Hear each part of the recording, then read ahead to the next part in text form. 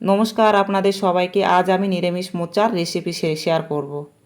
তো ফোড়নে দিব একটি শুকনো লঙ্কা, 3টে সাদা এলাচ, 3টে লবঙ্গ আর ছোট্ট সাইজের একটি দারচিনি, আর দেব একটি তেজপাতা। মশলা থেকে গন্ধ বেরিয়ে আসলেই আমি আলু দেব।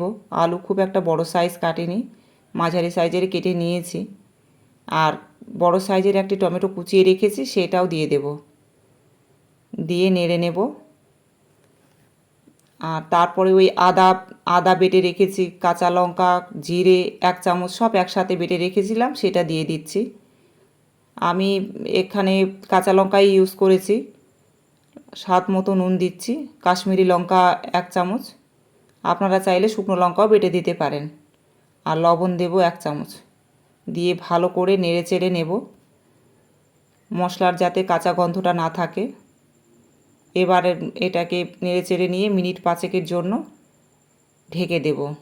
গ্যাস কমিয়ে নেব, জল দেওয়া নেই যেহেতু ধরে যেতে পারে। তো মিনিট 5 হয়ে গেছে, আলুও আমার হাফ সেদ্ধ হয়ে গেছে। আর মোচা, ছোলা, 1 চামচ নুন হলুদ দিয়ে সেদ্ধ করে নিয়েছিলাম, সেটাও দিয়েছি। এবার ভালো করে নেড়ে চেড়ে নেব।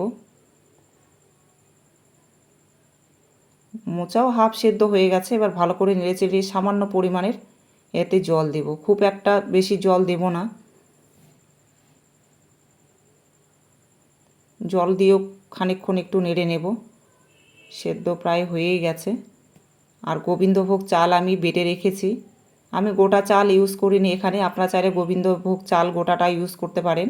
আমি বেটে রেখেছি, সেটাই দিয়েছি চামচ 2 মতো। তো ভালো করে নেড়ে নেব। দেখুন ঘনত্বটা কতটা এসছে। ভালো করে নেড়ে চেড়ে নেব।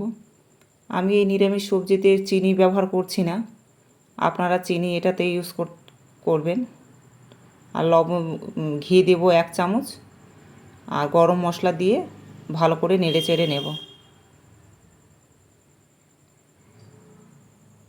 আমার এদিকে হয়ে গেছে সবজি, দেখুন কত সুন্দর হয়েছে দেখতে।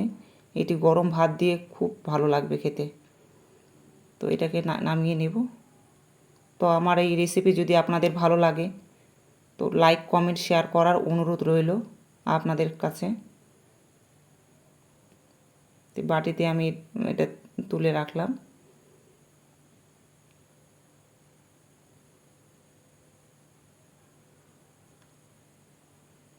কত সুন্দর লাগছে দেখুন দেখতে।